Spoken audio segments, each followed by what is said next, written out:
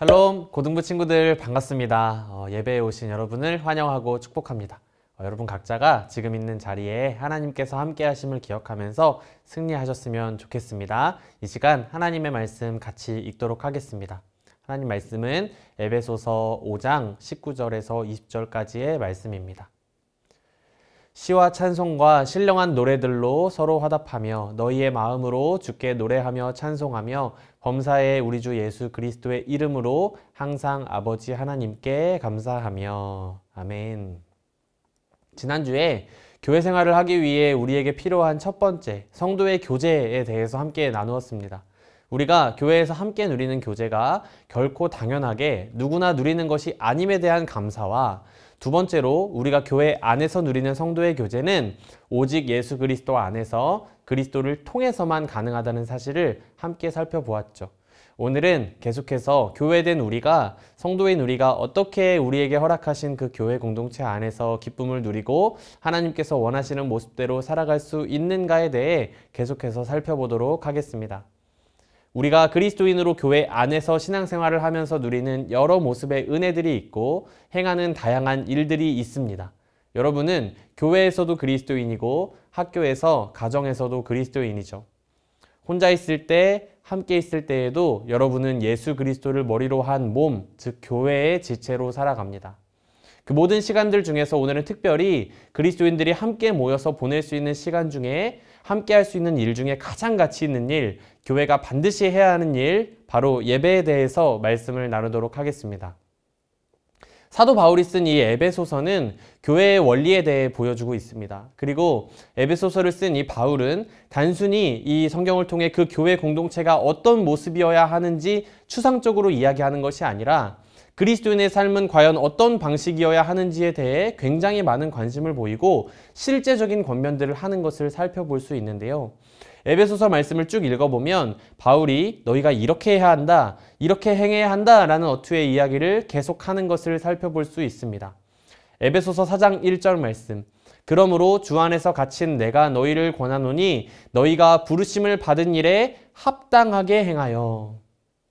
저와 여러분은 예수 그리스도 안에서 이제 새로운 정체성을 부여받았습니다.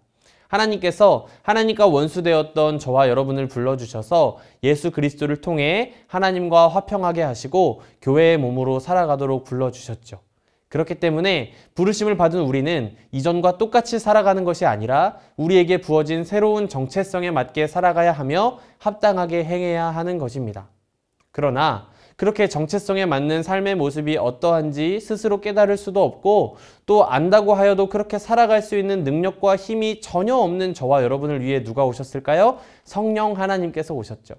성령께서 우리로 하여금 우리 자신이 원하는 대로 살지 않고 새로운 언약 안에서 새로운 마음으로 살아갈 수 있도록 하셨다는 것입니다. 에베소서 4장 22절에서 24절 말씀입니다. 너희는 유혹의 욕심을 따라 썩어져가는 구습을 따르는 옛사람을 벗어버리고 오직 너희의 심령이 새롭게 되어 하나님을 따라 의와 진리의 거룩함으로 지으심을 받은 새 사람을 입으라. 아멘. 계속해서 바울은 구원받은 우리들, 교회인 우리들로 하여금 이렇게 새로워진 삶의 방식으로 살아가라고 끊임없이 이야기합니다. 오늘의 본문 역시도 그러한 권면 속에서 나오고 있죠. 먼저 본문에 앞서 5장 8절에는 이렇게 말씀하고 있습니다. 너희가 전에는 어둠이더니 이제는 주 안에서 빛이라. 빛의 자녀들처럼 행하라 라고 말씀하고 있습니다. 그리고 15절 말씀에는 지혜 있는 자같이 행하라. 그리고 세월을 아껴라. 어리석은 자가 되지 말고 주의 뜻을 이해하라. 그리고 18절에는 술 취하지 말라. 이는 방탕한 것이니 성령으로 충만함을 받으라 라고 말씀하고 있습니다. 여기서 역시 교회된 우리가, 그리스도인인 우리가 행해야 하는 일들에 대해 권면하고 있는 걸 살펴볼 수 있는데 특별히 우리가 기억해야 하는 것이 있는데 바로 성령의 충만함입니다. 우리는 성령의 충만함을 받아야 합니다. 이것이 너무나 중요합니다.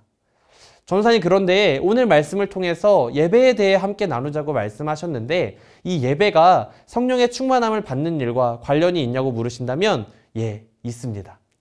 예수 그리스도께서 저와 여러분에게 주신 새로운 언약 안에서 살아가기 위해서는 반드시 이 성령 하나님의 임재와 인도하심이 필요합니다. 바울은 신자들, 믿는 이들로 하여금 그들의 삶을 성령 하나님께 완전히 내어드려야 한다고 이야기하고 있어요. 그렇기 때문에 예배라는 것 역시도 누구나 드릴 수 있는 것이 아니라 예수 그리스도로 말미암아 구원받고 새로운 삶과 생명을 얻은 이들이 모여서 함께 살아계신 하나님께 드리는 행위이기 때문에 성령의 충만함을 받아 성령의 이끄심을 따라서 예배하는 것은 굉장히 당연하고 자연스러운 일이며 필수적인 일이라는 것입니다. 그렇다면 성령의 충만함을 받는다는 것은 무엇일까요? 5장 18절 말씀에 보면 성령으로 충만함을 받으라 라고 이야기하기 전에 술 취하지 말라 이는 방탕한 것이니 라는 대조 어구를 먼저 삽입한 것을 볼 수 있습니다. 여기서 술 취하지 말라 라는 이 말씀에 대한 여러 해석들을 우리는 나름대로 이야기합니다. 그러나 오늘은 술에 대한 이야기를 하려고 하는 것은 아닙니다. 여기서 술에 취하지 말고 성령으로 충만함을 입으라 라는 말은 무언가 술에 취해 있지 말고 성령, 무언가 이 거룩하고 홀리한 느낌에 내가 감정적으로나 영적으로 좀 더 젖어서 취해 있어야 한다 이런 말씀이 아니라 이것은 우리가 무엇에 지배를 받고 무엇을 우리 삶의 주인으로 인식하고 고백하면서 살아가고 있느냐 하는 것에 대한 문제라는 것이죠.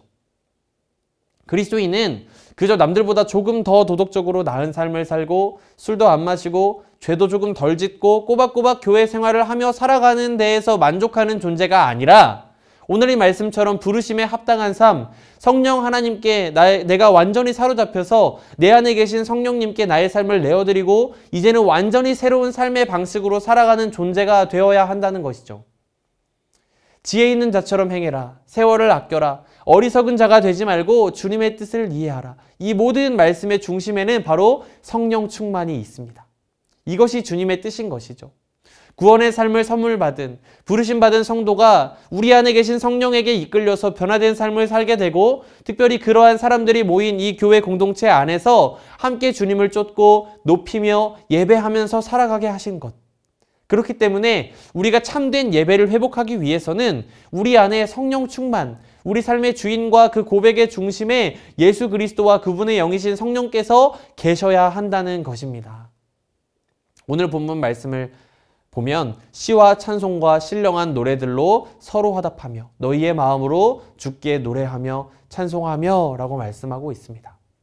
구원받고 변화된 이들이 하나님을 예배하고 그분을 찬송하기 위해 모이는 것을 하나님께서 기뻐하십니다. 성령 충만함 받은 사람들이 모이면 예배하게 돼요. 모여서 예배하는 이들에게 하나님께서는 임재하시고 응답하시고 은혜를 부어주십니다. 이러한 감격과 인식이 우리가 드리는 이 예배 안에 반드시 존재해야만 한다는 것입니다. 우리가 잘 알고 있는 요한복음 4장이에요. 예수님께서 우리가 드려야 할 예배에 대해서 말씀하십니다. 사마리아 여인이 이렇게 질문합니다. 주님, 제가 보니 당신은 선지자이시군요. 우리 조상들은 이 산에서 예배했는데 사람들은 예루살렘에서 예배해야 한다고 하더라고요. 그럼 어디에서 예배해야 합니까? 예배의 장소와 형식, 절차를 묻는 그녀에게 예수님께서 전혀 다른 말씀을 하십니다. 더 중요한 게 있는데 이 산에서도 말고 예루살렘에서도 말고 너희가 아버지께 예배할 때가 이르게 될 것인데 아버지께 참되게 예배하는 자들은 영과 진리로 예배하게 될 것이다. 아버지께서는 자신에게 이렇게 예배하는 자들을 찾으신다라고 말씀하셨습니다. 무엇으로 예배한다고요? 영과 진리로. 하나님은 영이시니 예배하는 자가 영과 진리로 예배할지니라. 성령의 충만함을 받은 우리가 변화된 삶으로 성령께서 인도하시는 가운데 예배의 자리로 나아갈 수 있고 또 진리의 말씀 안에서 이 공동체와 함께 하나님께 예배할 수 있는 것입니다. 골로새서 3장 16절 말씀에 그리스도의 말씀이 너희 속에 풍성히 거하여 모든 지혜로 피차 가르치며 권면하고 시와 찬송과 신령한 노래를 부르며 감사하는 마음으로 하나님을 찬양하고.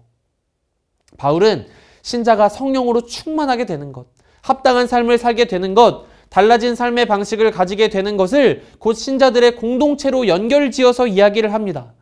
그렇게 변화된 사람들이 모여서 하는 행위는 예배입니다. 그들은 모여서 시와 찬미와 신령한 노래로 하나님을 높여드리는 것이죠. 그들은 범사의 주 예수 그리스도의 이름으로 아버지 하나님께 감사하는 사람들입니다. 사랑하는 여러분, 저와 여러분이 바로 그런 사람들이에요.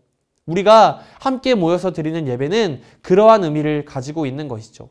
온라인으로 예배하는 친구들이 있습니까? 마찬가지입니다. 무엇이 달라졌어요? 공간이 달라졌죠. 교회에 와서 드리던 예배를 집에서도 드리게 됩니다. 우리가 비록 다른 공간에서 예배 드리고 있지만 하나님께 드리는 예배의 의미가 달라졌습니까? 그렇지 않다는 것입니다. 이 산에서도 말고 예루살렘에서도 말고 너희가 아버지께 예배할 때가 오나니 곧 이때라. 하나님은 영이시니 예배하는 자가 영과 진리로 예배할지니라. 아멘. 사랑하는 여러분, 저와 여러분이 드리는 예배에 이러한 감격이 있습니까? 여러분은 성령 충만한 삶을 살아가고 계신가요? 시와 찬미와 신령한 노래들로 서로 화답하며 우리가 부르고 함께 나누는 노래는 신령한 노래입니까? 그렇다면 무엇이 신령한 노래일까요? 우리가 드리는 찬양이 하나님 앞에 드려지는 찬양임을 믿습니다.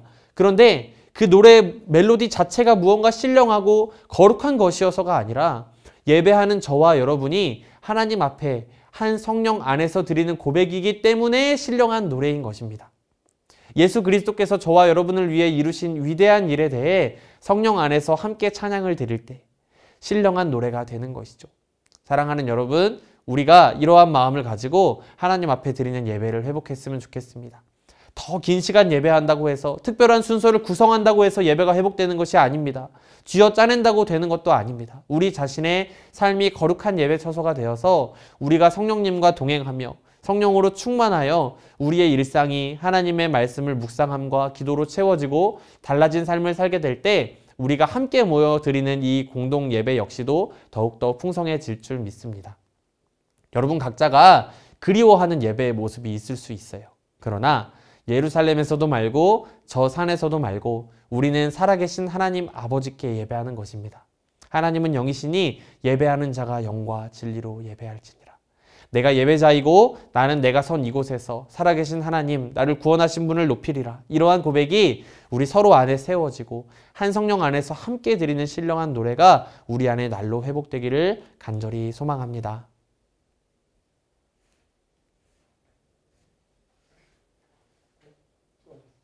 네, 감사합니다.